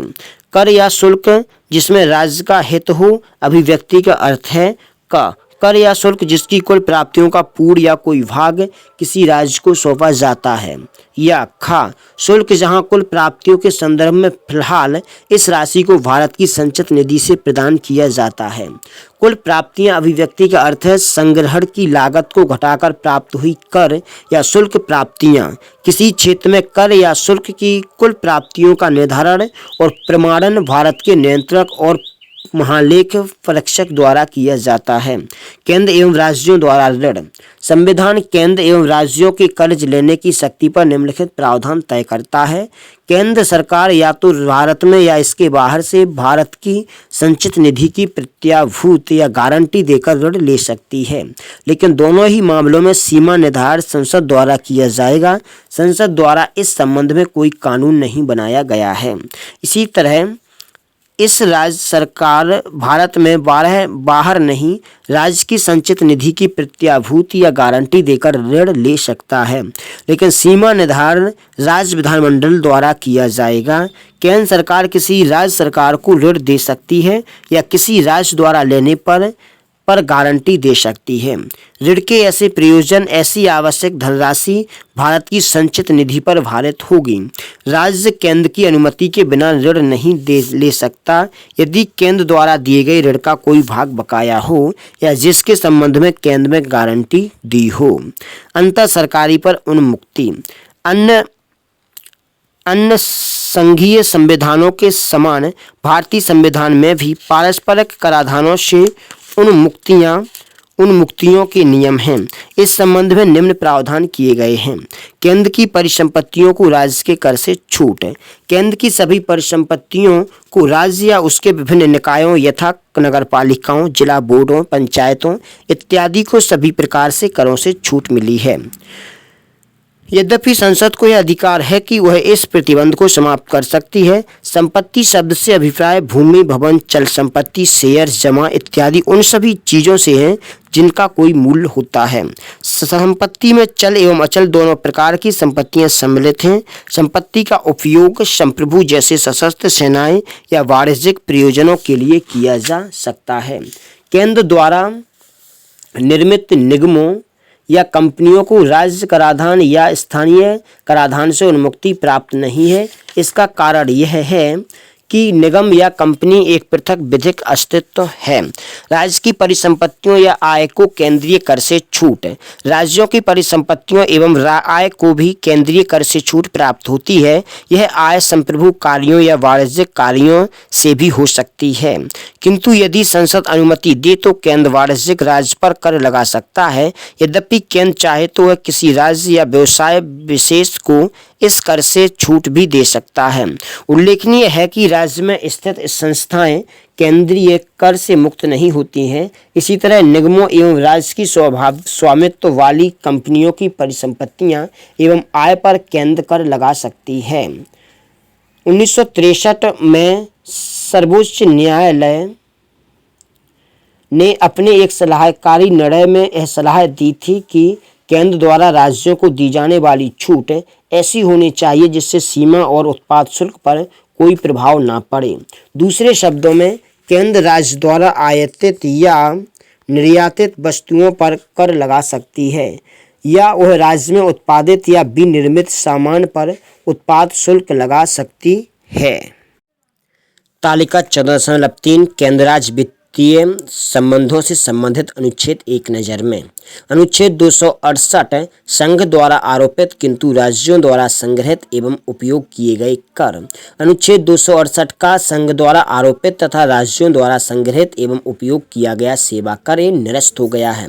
अनुच्छेद 269 केंद्र द्वारा लगाए गए कर एवं संग्रहित किए गए किंतु राज्यों को दिए जाने वाले कर। अनुच्छेद 269 का अंतर्राज्यीय व्यापार या वाणिज्य के दौरान वस्तु और सेवा कर की उगाही, लेवी और संग्रह। अनुच्छेद 270 केंद्र एवं राज्यों के बीच लगाए गए कर एवं संघ तथा राज्यों के बीच वितरण। अनुच्छेद 271 संघ के लिए कतिपय करों पर अतिरिक्त कर सरचार्ज। अनुच्छेद 272 संघ द्वारा लगाए गए एवं संग्रहित किए गए कर जो कि संघ और राज्यों के बीच वितरित किए जा सकते हैं, ये निरस्त हो गया है। अनुच्छेद 273 जूट एवं जूट उत्पादों पर निर्यात कर के लिए अनुदान। अनुच्छेद 274 कराधान को प्रभावित करने वाले विधेयक को जिनमें की राज्यों की भी रुचि है पर राष्ट्रपति की अनुशंसा लेना। अनुच्छेद 275 कतिपय राज्यों को संघ द्वारा अनुदान। अनुच्छेद 276 व्यवसाय, व्यापार, कॉलिंग तथा रोजगारों पर कर। अनुच्छेद 277 बचत। अनुच्छेद 278 कतिपय वित्तीय मामलों से संबंधित प्रथम अनुसूची के भाग बी के संबंध में राज्यों के साथ समझौता ही निरस्त हो गया है। अनुच्छेद 279 कुल संपत्तियों की गणना इत्यादि। अनुच्छेद 279 का वस्तु और सेवा कर परिषद। अनुच्छेद 280 वित्त आयोग। अनुच्छेद 281 वित्त आयोग की अनुशंसाएं। अनुच्छेद 282 संघ तथा किसी राज्य द्वारा अपने राजस्व में से अदा करने योग्य खर्च। अनुच्छेद 283 संचित निधियों, आकस्मिक निधियों तथा लोक लेखों में जमा धनराशि का संरक्षण। अनुच्छेद 284 शूटर्स डिपॉजिट तथा अन्य धनराशि जो कि लोक सेवकों एवं न्यायालयों द्वारा प्राप्त होती है का संरक्षण। अनुच्छेद 285 राज्य कराधान में संघ की संपत्तियों की छूट। अनुच्छेद 286 वस्तुओं की बिक्री अथवा खरीद पर करारोपण पर प्रतिबंध है। अनुच्छेद 287 बिजली पर करों से छूट है। अनुच्छेद 288 कतिपय मामलों में पानी तथा बिजली से संबंधित राज्यों द्वारा करारोपण से छूट है। अनुच्छेद 289 किसी राज्य की संपत्ति एवं राज्य आय का संघीय करारोपण से छूट है। अनुच्छेद 290 कतिपय खर्चों एवं पेंशन से संबंधित समायोजना। अनुच्छेद 290 का देव सेवम कोषों को वार्षिक भुगतान। अनुच्छेद 291 शासकों के प्रिवी पर से यानी ये निरस्त हो गया है। अनुच्छेद 292 भारत सरकार द्वारा लिए गए उधार। अनुच्छेद 293 राज्यों द्वारा लिया गया उधार। आपातकाल के प्रभाव। केंद्र राज्य के बीच संबंध आपातकाल के दौरान बदल जाते हैं। ये निम्नलिखित हैं। राष्ट्रीय आपातकाल। जब राष्ट्रीय आपातकाल लागू हो, अनुच्छेद 352 के अंतर्गत राष्ट्रपति केंद्र व राज्यों के बीच संवैधानिक राजस्व वितरण को परिवर्तित कर सकता है। इसका तात्पर्य है राष्ट्रपति या तो वित्तीय अंतरण को कम कर सकता है या रोक सकता है। ऐसे परिवर्तन जिस वर्ष आपातकाल की घोषणा की गई हो उस वित्तीय वर्ष की समाप्ति तक प्रभावी रहते हैं। वित्तीय आपातकाल। जब वित्तीय आपातकाल अनुच्छेद 360 के अंतर्गत लागू हो, केंद्र राज्यों को निर्देश दे सकता है कि पहला, वित्तीय औचित्य संबंधी सिद्धांतों का पालन। दूसरा, राज्य की सेवा में लगे सभी वर्गों के लोगों के वेतन एवं भत्ते कम करें। और तीसरा, सभी धन विधेयकों या अन्य वित्तीय विधेयकों को राष्ट्रपति की स्वीकृति के लिए आरक्षित रखें। केंद्र राज्य संबंधों में प्रवृत्तियां। 1967 तक केंद्र राज्य संबंध व्यापक एवं सामान्य बने रहे क्योंकि केंद्र एवं ज्यादातर राज्यों में एक ही दल का शासन था। 1967 के चुनाव में कांग्रेस पार्टी 9 राज्यों में हार गई, जिसमें केंद्र में उनकी स्थिति कमजोर हुई। इससे केंद्र राज्य संबंध के राजनीतिक परिदृश्य में नया परिवर्तन आया। राज्यों में गैर कांग्रेसी सरकारों ने कई मसलों पर केंद्रीयकरण का विरोध किया। उन्होंने राज्यों की स्वायत्तता का मुद्दा उठाया और ज़्यादा शक्तियों एवं वित्तीय स्रोतों की मांग की। इसने केंद्र राज्य संबंधों में टकराव व तनाव की स्थिति पैदा कर दी। केंद्र राज्य संबंधों के तनाव संभाव्य क्षेत्र। जिन मुद्दों के कारण केंद्र और राज्यों के बीच तनाव व टकराव पैदा हुआ वे हैं: पहला, राज्यपाल की नियुक्ति एवं बर्खास्तगी का तरीका। नंबर दूसरा, राज्यपाल का दलगल व पक्षपातपूर्ण रवैया। तीसरा है पार्टी हित में राष्ट्रपति शासन की ओर लगाना। नंबर 4, राज्य में कानून एवं व्यवस्था बनाने के लिए केंद्रीय बलों की तैनाती। नंबर 5, राज्य विधेयकों को राष्ट्रपति की स्वीकृति के लिए आरक्षित रखना। नंबर 6, राज्य के लिए वित्तीय आवंटन में भेदभाव। नंबर 7, राज्य नीतियों के अनुपालन में योजना आयोग की भूमिका। नंबर 8, अखिल भारतीय सेवाओं IAS, IPS व IFOS का प्रबंधन। नंबर 9, राजनीतिक उद्देश्यों के लिए इलेक्ट्रॉनिक मीडिया का प्रयोग। नंबर 10, मुख्यमंत्री के विरुद्ध जांच आयोग की नियुक्ति। नंबर 11, केंद्र एवं राज्यों के मध्य वित्तीय हिस्सेदारी। और नंबर 12, राज्य सूची में केंद्र द्वारा अतिक्रमण। 1960 के दशक के मध्य से ही केंद्र राज्य संबंधों पर विचार किया जा रहा है। केंद्र राज्य संबंधों के मुद्दों पर निम्नलिखित कार्य हुए। प्रशासनिक सुधार आयोग। केंद्र सरकार ने मोरारजी देसाई, जिसका अनुसरण के हनुमंतैया ने किया, की अध्यक्षता में 1966 में 6 सदस्यीय भारत के प्रथम प्रशासनिक सुधार आयोग का गठन किया। इस आयोग की रिपोर्ट के अध्ययन के लिए MC शीतलवाड़ के अधीन एक दल का गठन किया और अंतिम रिपोर्ट 1969 को केंद्र सरकार को सौंपी गई। इसने केंद्र राज्य संबंधों को सुधारने के लिए 22 सिफारिशें प्रस्तुत की। प्रथम मुख्य सिफारिशें इस प्रकार हैं: संविधान के अनुच्छेद 263 के तहत एक अंतर्राज्यीय परिषद का गठन किया जाए। अगला, राज्यपाल के रूप में गैर दलीय ऐसे व्यक्ति को नियुक्त किया जाए जिसका सार्वजनिक जीवन व प्रशासन में लंबा अनुभव हो। राज्य के लिए अधिकतम शक्तियों का प्रत्यायोजन। राज्यों को ज़्यादा से ज़्यादा वित्तीय संसाधन स्थानांतरित कराए जाएं ताकि उनके केंद्र पर निर्भरता कम रहे। उनके अनुरोध या अन्यथा पर ही राज्य में केंद्रीय सशस्त्र बलों की तैनाती हो। राजमन्नार समिति 1969 में तमिलनाडु सरकार डीएमके ने डॉक्टर बीपी राजमन्नार की अध्यक्षता में केंद्र राज्य संबंधों की समीक्षा एवं राज्यों को स्वायत्तता दिलाने के लिए संविधान में संशोधन के सुझाव देने हेतु 3 सदस्यीय समिति का गठन किया गया। इस समिति ने 1971 में तमिलनाडु सरकार को अपना प्रतिवेदन सौंपा। इस समिति ने केंद्र की एकात्मकता की प्रवृत्ति, केंद्रीकरण की प्रवृत्ति की समीक्षा की। इसमें शामिल थे नंबर 1 संविधान के वे विशेष प्रावधान जो केंद्र को विशेष शक्तियां प्रदान करते हैं। दूसरा, केंद्र एवं राज्यों दोनों में एकल पार्टी की सरकार। नंबर 3 राज्यों को संसाधनों की होने वाली कमी एवं इसके कारण केंद्र की सहायता पर उनकी निर्भरता। नंबर 4 केंद्रीय नियोजन की संस्था एवं योजना आयोग की भूमिका। इस समिति की महत्वपूर्ण सिफारिशें इस प्रकार थीं। 1 अंतर्राज्यीय परिषद का गठन किया जाए। दूसरा, योजना आयोग का स्थान एक सांविधिक निकाय द्वारा लिया जाए। नंबर 3 वित्त आयोग को एक स्थायी निकाय बना दिया जाए। नंबर 4 अनुच्छेद 356, 357 एवं 365 राष्ट्रपति शासन से संबंधित को पूर्णतया समाप्त कर दिया जाए। नंबर 5 राज्यपाल के प्रसाद पर्यंत राज्य मंत्रिपरिषद के पद धारित करने का जो प्रावधान है उसे समाप्त कर दिया जाए। नंबर 6 संघ सूची एवं समवर्ती सूची के कुछ विषयों को राज्य सूची में हस्तांतरित कर दिया जाए। नंबर 7 राज्यों को अवशिष्ट शक्तियां प्रदान की जाएं। नंबर 8 अखिल भारतीय सेवाओं IAS, IPS एवं IFOS को समाप्त कर दिया जाए। केंद्र सरकार ने राजमन्नार समिति की सिफारिशों को पूरी तरह से खारिज कर दिया। आनंदपुर साहिब प्रस्ताव 1973 में अकाली दल पंजाब के आनंदपुर साहिब में हुई एक बैठक में राज्य की धार्मिक एवं अनैतिक मांगों के संबंध में एक प्रस्ताव को स्वीकृति दी। इस प्रस्ताव में कहा गया कि केंद्र को मात्र रक्षा, विदेशी संबंध, संचार एवं मुद्रा के अतिरिक्त अन्य सभी विषयों राज्यों को सौंप देने चाहिए। इसमें कहा गया कि संविधान को वास्तविक रूप में संघीय बनाया जाना चाहिए और केंद्र में सभी राज्यों के लिए समस्त प्राधिकार और प्रतिनिधित्व सुनिश्चित किए जाना चाहिए। पश्चिम बंगाल स्मरण पत्र वर्ष 1977 में पश्चिम बंगाल सरकार, जिसका नेतृत्व साम्यवादियों के हाथों में था, ने केंद्र राज्य संबंधों पर एक स्मरण पत्र या मेमोरेंडम प्रकाशित किया और उसे केंद्र सरकार को प्रेषित किया। इस स्मरण पत्र में अन्य बातों के साथ साथ निम्न सुझाव दिए गए। नंबर 1 संविधान में उल्लिखित शब्द संघ की जगह संघीय शब्द रखा जाए।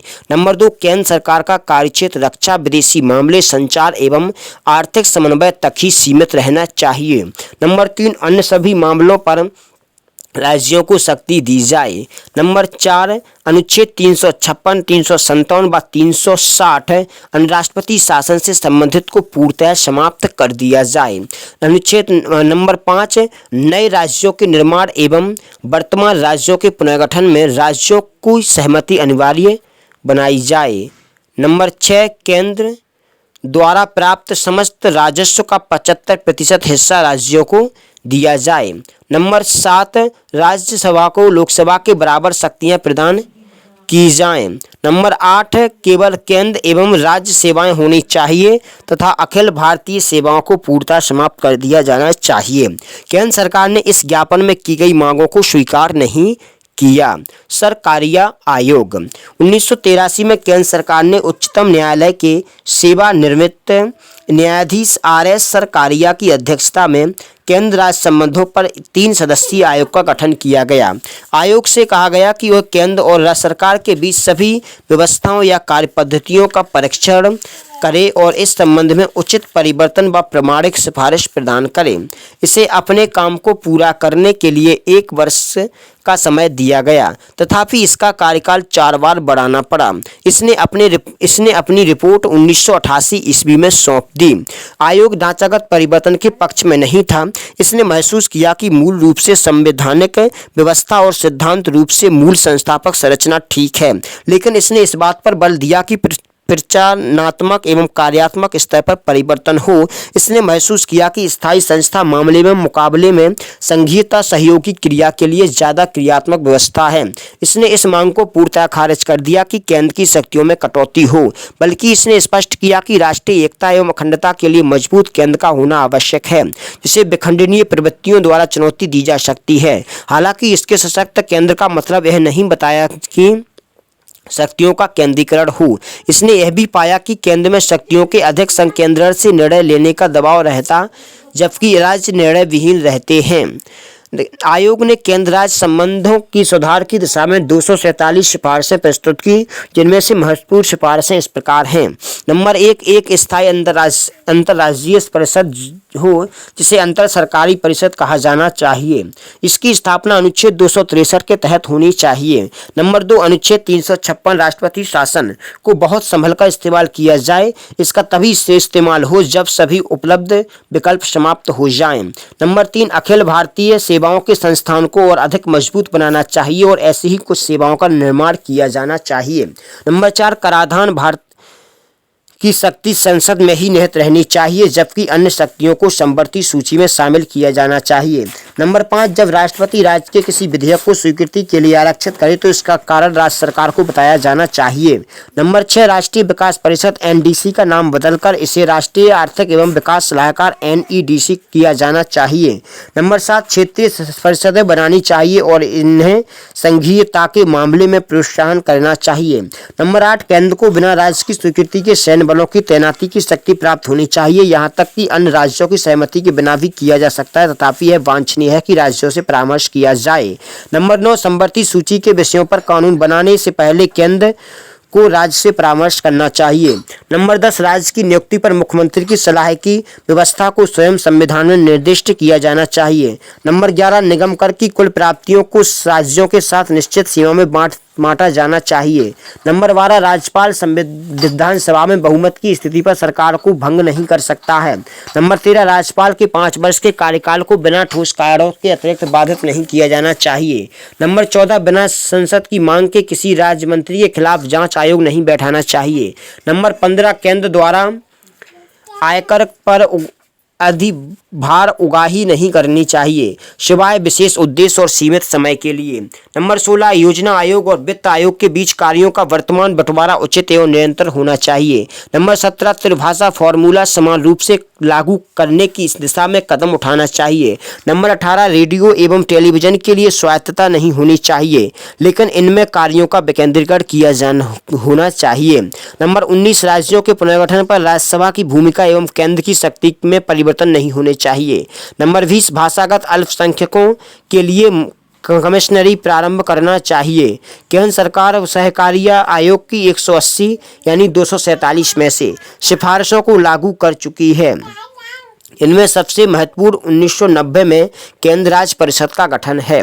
पूंछी आयोग वर्ष 2007 में केंद्र सरकार ने केंद्र राज्य संबंधों की समीक्षा के लिए उच्चतम न्यायालय के भूतपूर्व मुख्य न्यायाधीश मदन मोहन पुंछी की अध्यक्षता में एक आयोग का गठन किया। इस आयोग का गठन इसलिए किया गया था कि 2 दशक पहले गठित सरकारी आयोग के बाद बदलते राजनीतिक एवं आर्थिक परिदृश्य के कारण काफी परिवर्तन हो चुके हैं, अतः नई परिस्थितियों में केंद्र राज्य संबंधों का पुनः आकलन किया जाना आवश्यक है। इस आयोग के प्रमुख कार्य इस प्रकार थे। नंबर 1, आयोग को भारत के संविधान के अनुरूप वर्तमान परिप्रेक्ष्य में केंद्र राज्य संबंधों की समीक्षा करनी थी। आयोग को स्वस्थ परंपरा शक्तियों के संबंध में उच्चतम न्यायालय के विशेष आदेश तथा विभिन्न क्षेत्रों में कार्य और उत्तरदायित्व जिनमें शामिल थे विधायी संबंध, प्रशासनिक संबंध, राज्यपाल की भूमिका, आपातकालीन उपबंध, वित्तीय संबंध, आर्थिक एवं सामाजिक योजना, पंचायती राज संस्थानों का बंटवारा जैसे अंतर्राज्य नदी जल बंटवारा आदि के परिप्रेक्ष्य केंद्र सरकार को उचित सरकारी सिफारिशें प्रस्तुत करनी थी। नंबर दूसरा, आयोग को केंद्र एवं राज्यों के बीच संबंधों की वर्तमान स्थिति का आकलन करने एवं उनमें सुधार के लिए उचित सिफारिशें देनी थी। इस संबंध में क्या रुकावटें या कठिनाई है, इसके बारे में भी सरकार को बताना था।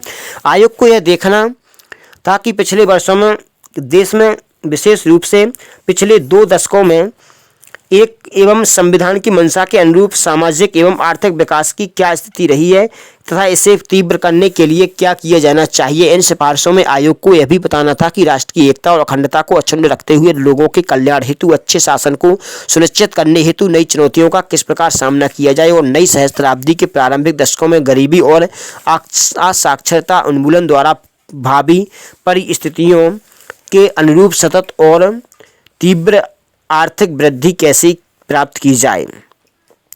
नंबर 3, उक्त मामलों का विवेचन करते समय एवं अपनी सिफारिशें देते समय आयोग की विशिष्ट भूमिका निभानी थी, लेकिन उसे निम्न सीमाओं का भी ध्यान रखना था। नंबर 1, राज्यों के संबंध में केंद्र की भूमिका, दायित्व एवं कार्यक्षेत्र कैसा होना चाहिए। विशेष रूप से जब कोई राज्य लंबे समय तक सांप्रदायिक हिंसा, जातीय हिंसा या लंबे समय से चल रही किसी अन्य प्रकार की हिंसा से ग्रस्त हों। नंबर 2, राज्यों के संबंध में केंद्र की भूमिका, दायित्व एवं कार्यक्षेत्र कैसा होना चाहिए। विशेष रूप से नियोजन एवं बड़ी परियोजना जैसे नदियों को जोड़ना आदि ये ऐसे कार्य हैं जिनमें 15-20 वर्षों का समय लगता है। नंबर 3, राज्यों के संबंध में केंद्र की भूमिका, दायित्व एवं कार्यक्षेत्र कैसा होना चाहिए। विशेष रूप से पंचायती राज संस्थाओं एवं अन्य स्थानीय निकायों को स्वायत्तता के संदर्भ में संविधान की 6ठी अनुसूची में वर्णित स्वायत्त निकायों का प्रशासन भी इसमें शामिल है। नंबर 4, राज्यों के संबंध में केंद्र की भूमिका, दायित्व एवं कार्यक्षेत्र कैसा होना चाहिए। विशेष रूप से स्वतंत्र नियोजन एवं जिला स्तर पर पृथक बजट बनाने के संदर्भ में। नंबर 5, राज्यों के संबंध में केंद्र की भूमिका, दायित्व एवं कार्यक्षेत्र कैसा होना चाहिए। विशेष रूप से केंद्र द्वारा राज्यों को विभिन्न मदों के अंतर्गत प्राप्त होने वाली सहायता के संदर्भ में। नंबर 6, राज्यों के संबंध में केंद्र की भूमिका, दायित्व एवं कार्यक्षेत्र कैसा होना चाहिए। विशेष रूप से पिछड़े राज्यों की उन्नति के लिए योजनाओं के निर्माण एवं उनके क्रियान्वयन के संदर्भ में। नंबर 7, 8वें से 12वें वित्त आयोग द्वारा केंद्र राज्य वित्तीय संबंधों के बारे में की गई सिफारिशों के संदर्भ में, विशेष रूप से केंद्र से प्राप्त होने वाली बड़ी वित्तीय सहायता के बारे में। नंबर 8, उत्पादन पर पृथक करों की आवश्यकता एवं प्रासंगिकता एवं वैट के कारण वस्तुओं एवं सेवाओं की बिक्री पर लगने वाले कर के संदर्भ में।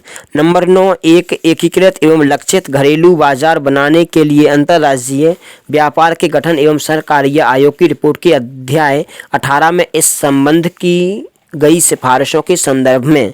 नंबर 10, एक केंद्रीय विधि प्रवर्तन अधिकरण की स्थापना जिसे अंतर्राज्यीय अपराधों की जांच का अधिकार हो तथा राज्यों की सीमाओं में होने वाले अन्य अपराधों की जांच का अधिकार हो जिनसे राष्ट्रीय सुरक्षा खतरे में पड़ती हो के गठन के संदर्भ में।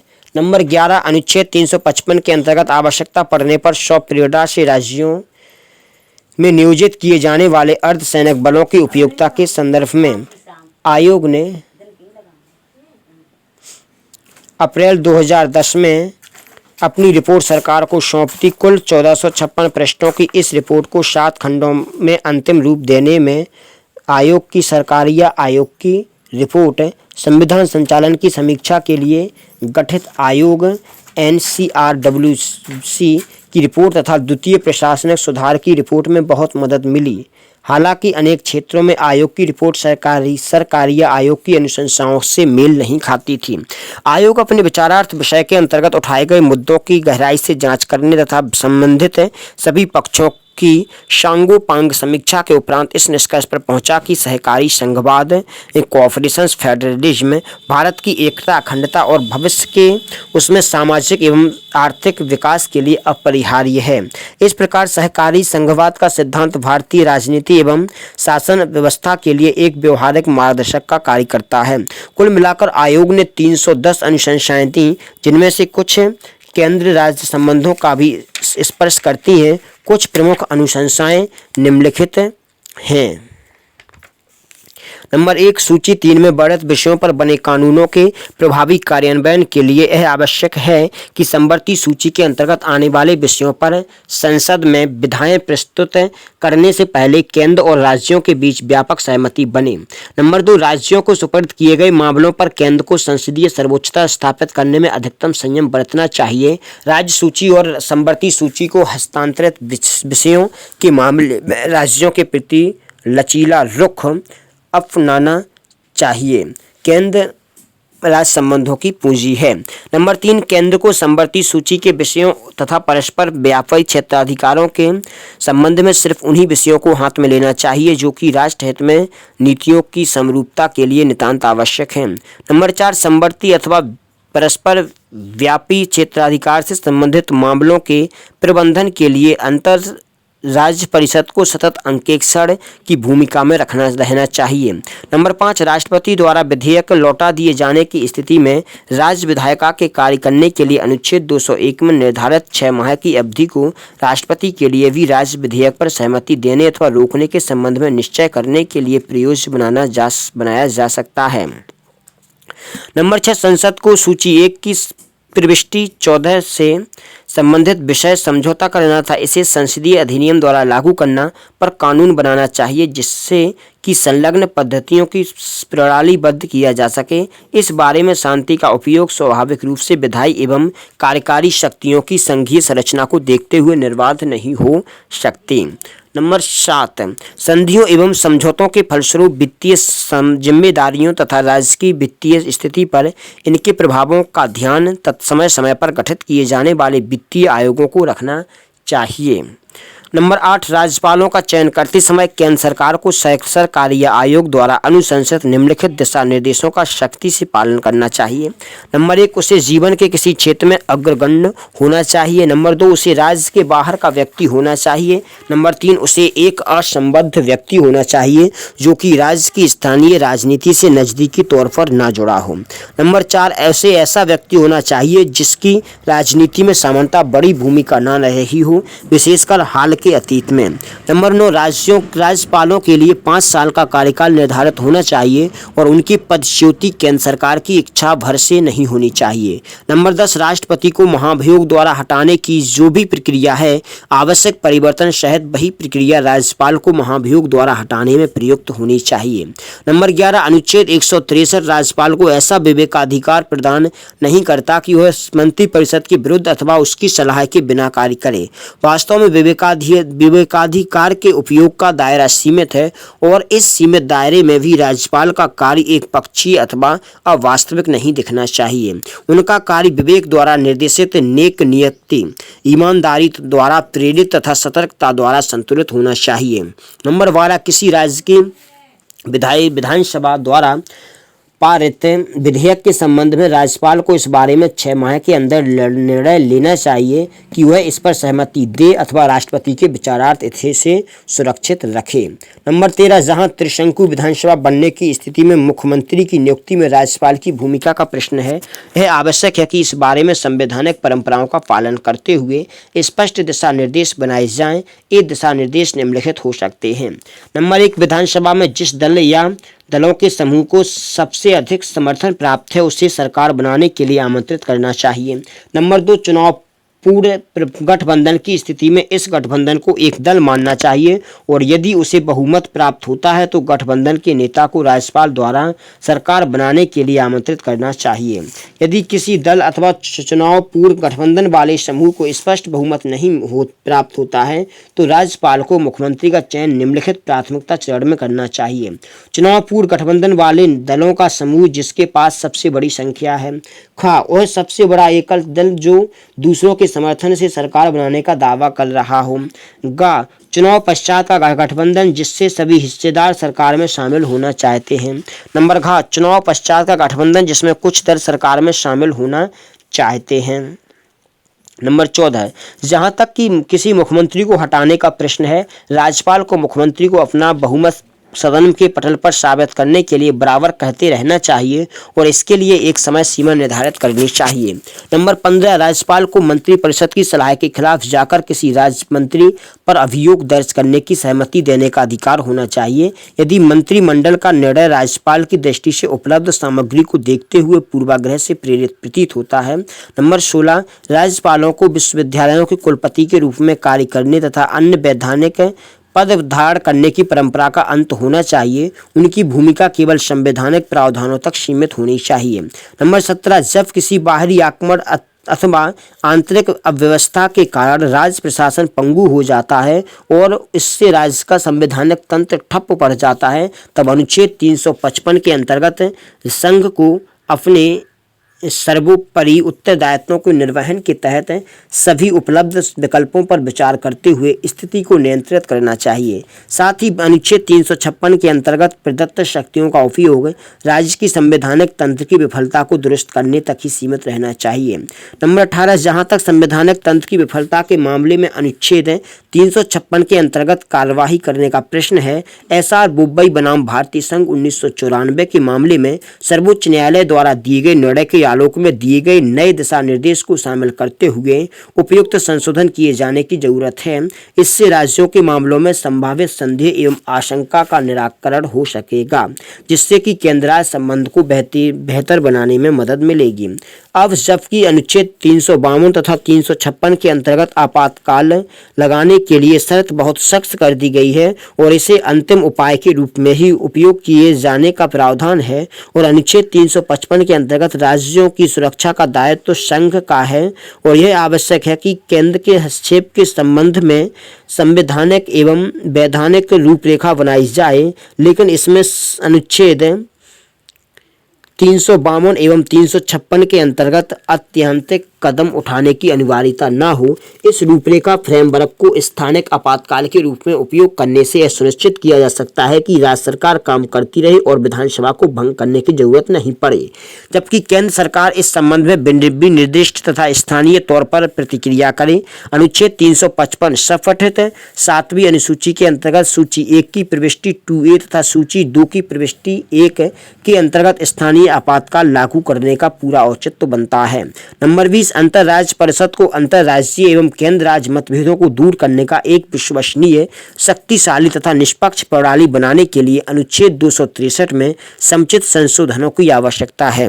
नंबर 21, क्षेत्रीय परिषदों की बैठक वर्ष में कम से कम 2 बार होनी चाहिए तथा बैठकों का एजेंडा संबंधित राज्यों द्वारा आपसी समन्वय बढ़ाने तथा नीतियों की सुसंगतता के लिए प्रस्तावित किया जाना चाहिए। एक मजबूत अंतरराज्य परिषद का सचिवालय क्षेत्रीय परिषदों के में कार्यालय के रूप में भी कार्य कर सकता है। नंबर 22, वित्तीय मामलों में अंतरराज्य समन्वय को बढ़ावा देने के लिए राज्यों के वित्त मंत्रियों की शक्ति प्राप्त समिति का गठन एक सफल प्रयोग हो सकता है। दूसरे क्षेत्रों में भी इसी प्रकार के संदर्शों यानी मॉडल्स के संस्थानिकीकरण की आवश्यकता है। मुख्यमंत्रियों का एक फोरम जिसकी अध्यक्षता चक्रानुक्रम के एक मुख्यमंत्री करे के बारे में भी विचार किया जा सकता है, जिससे कि ऊर्जा, खाद्य, शिक्षा, पर्यावरण तथा स्वास्थ्य क्षेत्रों में समन्वित नीतियां लागू की जा सकें। नंबर 13, स्वास्थ्य, शिक्षा, इंजीनियरिंग और न्यायपालिका आदि क्षेत्रों में नई अखिल भारतीय सेवाओं को सृजित करना चाहिए। नंबर 24, राज्यों के प्रतिनिधिक फोरम के रूप में सेकंड चैम्बर के गठन एवं कार्य में बाधक कार्यों को हटाना चाहिए अथवा संशोधित करना चाहिए, और इसके लिए संवैधानिक प्रावधानों के संशोधन की जरूरत हो तो यह भी करना चाहिए। वास्तव में राज्यसभा में केंद्र और राज्यों के बीच वित्तीय, विधायी तथा प्रशासनिक संबंधों को लेकर मतभेद के बिंदुओं का स्वीकार्य हल निकालने की असीमित क्षमता है। नंबर 25, राज्यों के बीच सत्ता संतुलन वांछनीय है और यह राज्यसभा के प्रतिनिधित्व की समानता के आधार पर संभव हो सकता है। इसके लिए प्रासंगिक प्रावधानों में संशोधन कर राज्यसभा में राज्यों की सीटों की समानता बिना उसकी जनसंख्या का ध्यान रखे किया जा सकता है। नंबर 26, स्थानीय निकायों को स्वशासन की संस्थाओं के रूप में कार्य करने के लिए देने के लिए शक्तियों के प्रतिनिधित्व का विषय क्षेत्र उपयुक्त संशोधनों के माध्यम से संवैधानिक रूप से परिभाषित होना चाहिए।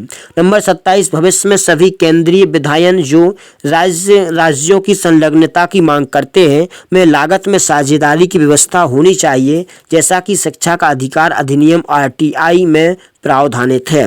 पहले से वर्तमान केंद्रीय विधायन जिनमें कि राज्यों को कार्यान्वयन की जिम्मेदारी दी गई है को उपयुक्त रूप से संशोधित करना चाहिए, जिससे कि केंद्र सरकार लागत में हिस्सेदारी सुनिश्चित कर सके। नंबर 28, प्रमुख खनिजों को रॉयल्टी दरों का पुनरीक्षण प्रत्येक 3 वर्षों पर बिना विलंब किया जाना चाहिए और 3 वर्षों की अवधि पार होने पर राज्यों को समुचित क्षतिपूर्ति की जानी चाहिए। नंबर 29, व्यवसाय कर की वर्तमान हदबंदी को संविधान संशोधन द्वारा समाप्त कर देना चाहिए। नंबर 30, अनुच्छेद 268 में उल्लिखित करों से और अधिक राजस्व प्राप्त करने की संभावना के लिए उक्त प्रावधान पर नए सिरे से विचार करना चाहिए। इस मुद्दे को या तो अगले वित्त आयोग को संदर्भित कर देना चाहिए अथवा इस मामले को देखने के लिए एक विशेषज्ञ समिति का गठन करना चाहिए।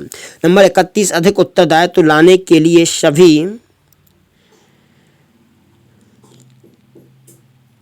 वित्तीय विधायनों का एक स्वतंत्र निकाय द्वारा वार्षिक आकलन करना चाहिए तथा इन निकायों की रिपोर्टों को संसद के दोनों सदनों या राज्य विधायिकाओं के समक्ष रखना चाहिए। 32, वित्त आयोग के विचारार्थ विषयों को केंद्र तथा राज्यों के बीच निष्पक्ष रूप से संदर्भित करना चाहिए। वित्त आयोगों के विचारार्थ विषयों TOR को अंतिम रूप देने में राज्यों की संलग्नता के लिए एक प्रभावी प्रक्रिया अपनाई जानी चाहिए। नंबर 33, केंद्र सरकार के सभी वर्तमान उपकरों तथा सरचार्जों की समीक्षा करनी चाहिए ताकि सकल कर राजस्व में उसकी हिस्सेदारी को कम किया जा सके। नंबर 34, योजना एवं गैर योजना खर्च में नजदीकी संलग्नता के कारण एक विशेषज्ञ समिति की नियुक्ति की जा सकती है जो कि योजना खर्च एवं गैर योजना खर्च के बीच अंतर के मुद्दे को देखे। नंबर 35, वित्त आयोग तथा योजना आयोग के बीच बेहतर समन्वय होना चाहिए। वित्त आयोग तथा पंचवर्षीय योजना के द्वारा आवृत अवधियों के तालमेल से ऐसे समन्वय की स्थिति में सुधार किया जा सकता है। नंबर 36, वित्त मंत्रालय के वित्त आयोग प्रभाग को एक पूर्ण विभाग के रूप में रूपांतरित कर देना चाहिए जो कि वित्त आयोगों के स्थायी सचिवालय के रूप में कार्य करे। नंबर 37, योजना आयोग की वर्तमान परिस्थितियों में महत्वपूर्ण भूमिका है लेकिन इनकी भूमिका समन्वय की अधिक होनी चाहिए। केंद्रीय मंत्रालयों एवं राज्यों की क्षेत्रीय योजनाओं के सूक्ष्म प्रबंधन की कमी। 38, नंबर 38, अनुच्छेद 307 संगठित सूची 1 की प्रविष्टि 42 के अंतर्गत अंतर्राष्ट्रीय व्यापार एवं वाणिज्य आयोग की स्थापना के लिए कदम उठाए जाने चाहिए। इस आयोग में परामर्शदात्री एवं कार्यकारी भूमिकाएं निर्णयकारी शक्ति के साथ अंतर्निहित होनी चाहिए। एक संवैधानिक निकाय के रूप में आयोग के निर्णय अंतिम तथा सभी राज्यों के साथ साथ भारतीय संघ पर भी बाध्यकारी होना चाहिए। आयोग के निर्णयों से प्रभावित कोई पक्ष सर्वोच्च न्यायालय में अपील दायर कर सकता है। आयोग की रिपोर्ट सभी हितधारकों, राज्य सरकारों या संघ शासित प्रदेशों के प्रशासनों तथा केंद्रीय मंत्रिमंडल या संबंधित विभागों आदि को उनके सुविचारित दृष्टिकोण के लिए भेजी गई थी। केंद्रीय मंत्रालयों, विभागों तथा राज्य सरकारों या संघ शासित क्षेत्रों के प्रशासनों से प्राप्त टिप्पणियों का अंतर्राज्य परिषद इंटर स्टेट काउंसिल द्वारा अध्ययन किया जा रहा है। तो इस प्रकार से अध्याय नंबर 14 समाप्त होता है और नेक्स्ट वीडियो में हम बात करेंगे अध्याय नंबर 15 अंतर्राज्यीय संबंध की। जय